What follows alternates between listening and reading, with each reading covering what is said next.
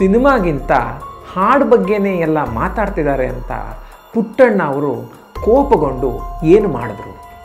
ಕೊನೆಯ ದಿನಗಳಲ್ಲಿ ಹೀನಾಯ ಪರಿಸ್ಥಿತಿಯಲ್ಲಿದ್ದ ಈ ಹೆಸರಾಂತ ಸಂಗೀತ ನಿರ್ದೇಶಕನನ್ನು ಅವರ ಅಭಿಮಾನಿ ಕಾಪಾಡಿದ್ದು ಹೇಗೆ?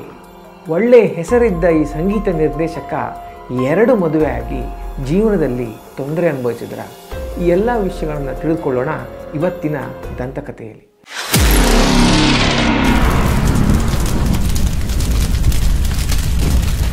ಸ್ನೇಹಿತರೆ, ಈ ಸಂಚಿಕೆಯಲ್ಲಿ ಹೇಳ್ತಿರುವಂತಹ ವಿಷಯಗಳನ್ನು ಗಣೇಶ್ ಕಾಸರಗೋಡು ಅವರು ಬರೆದ ಲಾಸ್ಟ್ ಡೇಸ್ ಆಫ್ ಲೆಜೆಂಡ್ಸ್ ಅನ್ನೋ ಒಂದು ಪುಸ್ತಕದಿಂದ ಆಯ್ದುಕೊಳ್ಳಲಾಗಿದೆ.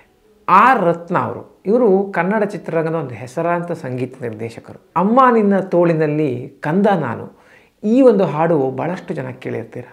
ಈ ಒಂದು ಹಾಡಿಗೆ ಸಂಗೀತ ಸಂಯೋಜನೆಯನ್ನು ಮಾಡಿದಂಥವರು ಆರ್ ರತ್ನ ಅವರು. ಈ ರೀತಿಯ ಅನೇಕ ಜನಪ್ರಿಯ ಹಾಡುಗಳಿಗೆ ಸಂಗೀತ ಸಂಯೋಜನೆಯನ್ನು ಆರ್ ರತ್ನ ಅವರು ಮಾಡಿದ್ದಾರೆ. ಒಟ್ಟು ಸುಮಾರು 60ಕ್ಕಿಂತ ಹೆಚ್ಚಿನ ಸಿನಿಮಾಗಳಿಗೆ ಇವರು ಸಂಗೀತ ನಿರ್ದೇಶಕರಾಗಿ ಕೆಲಸ ಮಾಡಿದ್ದಾರೆ. ಇವರ ಒಂದು ಕೊನೆಯ ದಿನಗಳಲ್ಲಿ ಗಣೇಶ್ ಕಾಸರಗೋಡು ಅವರು ಇವರ ಸಂದರ್ಶನ ಮಾಡಬೇಕು ಅಂತ ಚೆನ್ನೈಗೆ ಹೋಗ್ತಾರೆ. ಅಲ್ಲಿ ಆರ್ ರತ್ನ ಅವರು ಒಂದು ತುಂಬ ಹೀನಾಯ ಪರಿಸ್ಥಿತಿಯಲ್ಲಿ ಜೀವನ ಮಾಡ್ತಾ ಇರ್ತಾರೆ. ಚೆನ್ನೈನ ಒಂದು ಯಾವುದೋ ಒಂದು ಸ್ಲಮ್ ಥರ ಇರೋ ಜಾಗದಲ್ಲಿ ಒಂದು ಚಿಕ್ಕ ಓಣಿಯಲ್ಲಿ ಒಂದು ಪುಟ್ಟ ಜೋಪಡಿ ಮನೆಯಲ್ಲಿ ಆರ್ ರತ್ನ ಅವರು ವಾಸ ಮಾಡ್ತಾ ಇರ್ತಾರೆ. ಸುಣ್ಣ ಬಣ್ಣ ಕಾಣದೆ ಭಾಳಷ್ಟು ವರ್ಷ ಆಗಿರುತ್ತೆ.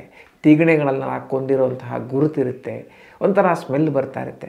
ಈ ರೀತಿಯ ಒಂದು ವಾತಾವರಣದಲ್ಲಿ ಆರ್ ರತ್ನ ಅವರು ವಾಸವಾಗಿರ್ತಾರೆ.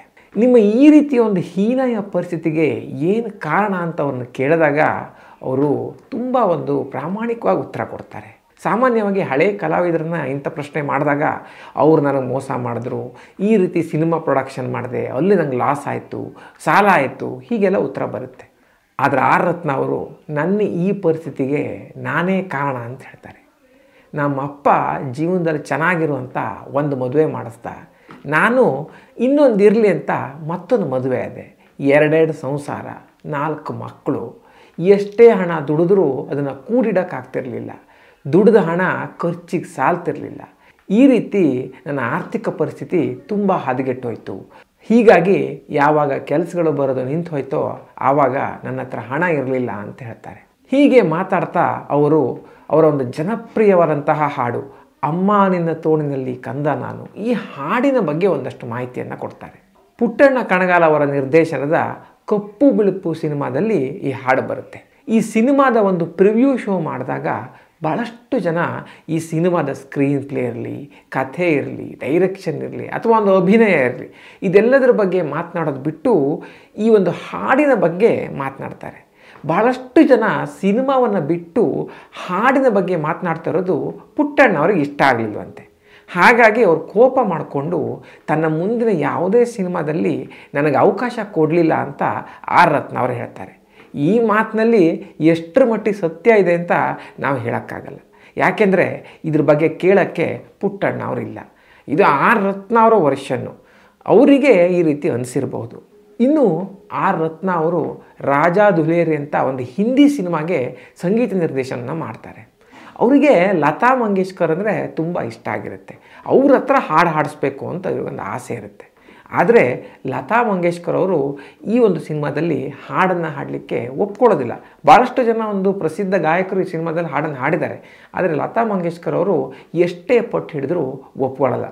ಏನು ಕೈಗೆ ಎಟುಕದ ದ್ರಾಕ್ಷಿ ಹುಳಿ ಅಂತ ಹೇಳ್ತಾರಲ್ಲ, ಹಾಗೆಯೇ ಆರ್ ರತ್ನ ಅವರಿಗೆ ಎಷ್ಟು ಪಟ್ಟು ಹಿಡಿದ್ರೂ ಲತಾ ಮಂಗೇಶ್ಕರ್ ಅವ್ರ ಹತ್ರ ಹಾಡಾಡಿಸ್ಲಿಕ್ಕಾಗಲಿಲ್ವಲ್ಲ. ಹೀಗಾಗಿ ಅವರಿಗೆ ಬಹಳ ಗರ್ವ, ಅದಕ್ಕೆ ನನ್ನ ಸಿನಿಮಾದಲ್ಲಿ ಹಾಡು ಹಾಡಲಿಲ್ಲ ಅಂತ ಒಂದು ಅಭಿಪ್ರಾಯ ಬರುತ್ತೆ. ಇನ್ನು ಈಗಾಗಲೇ ಹೇಳಿದ್ವಿ, ಆರ್ ರತ್ನ ಅವರು ಒಂದು ಚೆನ್ನೈನಲ್ಲಿ ವಾಸವಾಗಿದ್ದಂತಹ ಒಂದು ವಾತಾವರಣ ತುಂಬ ಹೀನಾಯವಾಗಿತ್ತು ಅಂತ. ಇಂಥ ಒಂದು ಸಮಯದಲ್ಲಿ ಅವರ ಅಭಿಮಾನಿಯೊಬ್ಬರು ವೆಂಕಟರಾಮಯ್ಯ ಅಂತ, ಇವರು ಸಾಮಾನ್ಯವಾಗಿ ಮಕ್ಕಳನ್ನು ದತ್ತು ತಗೊಳ್ತಿದ್ರು. ಆದರೆ ಯಾವಾಗ ಆರ್ ರತ್ನ ಅವರು ಇಷ್ಟೊಂದು ಕಷ್ಟಪಟ್ಟು ಜೀವನ ನಡೆಸಿದ್ದಾರೆ ಅಂತ ಗೊತ್ತಾಯಿತೋ ಆಗ ವೆಂಕಟರಾಮಯ್ಯ ಅವರು ಆರ್ ರತ್ನ ಅವ್ರನ್ನ ಸಂಪರ್ಕಿಸಿ ಬನ್ನಿ ನಮ್ಮ ಜೊತೆಗೆ ಇದ್ಬಿಡಿ, ಬೆಂಗಳೂರಿಗೆ ಬಂದುಬಿಡಿ ಅಂತ ಕರೆದಿರ್ತಾರೆ. ಹೀಗಾಗಿ ಈ ಸಮಯದಲ್ಲಿ ಬೆಂಗಳೂರಿಗೆ ಹೋಗುವಂತಹ ಸಿದ್ಧತೆಯಲ್ಲಿ ಆರ್ ರತ್ನ ಅವರು ಇರ್ತಾರೆ. ಈ ರೀತಿ ತಮ್ಮ ಜೀವನದ ಬಗ್ಗೆ ಎಲ್ಲ ವಿಷಯಗಳನ್ನು ಆರ್ ರತ್ನ ಅವರು ಹೇಳ್ಕೊಳ್ತಿದ್ರೆ ಗಣೇಶ್ ಕಾಸರಗೋಡು ಅವರಿಗೆ ತಮಾಷೆ ಒಂದು ಪ್ರಶ್ನೆ ಕೇಳೋಣ ಅಂತ ಅನಿಸುತ್ತೆ. ನೀವು ಗುಂಡು ಹಾಕ್ತಿರೋ ಅಂತ ಕೇಳ್ತಾರೆ. ಆಗ ಆರ್ ರತ್ನ ಅವರು ನನಗೆ ಬೆಂಗಳೂರಿನ ವಾತಾವರಣ ಅಷ್ಟು ಆಗಿ ಬರಲ್ಲ, ಅಲ್ಲಿಗೆ ಬಂದರೆ ದಮ್ ಕಟ್ಟುತ್ತೆ. ಹಾಗೆಯೇ ಚಳಿ ಕೂಡ ಜಾಸ್ತಿ ಅಂತ ಅನಿಸುತ್ತೆ. ಹೀಗಾಗಿ ರಾತ್ರಿ ಮಲಗುವಾಗ ಒಂದೆರಡು ಪೆಗ್ ಹಾಕ್ಕೊಂಡು ಮಲಗಿಬಿಡ್ತೀನಿ ಅಂತ ತಮಾಷೆಯಾಗಿ ಉತ್ತರ ಕೊಡ್ತಾರೆ.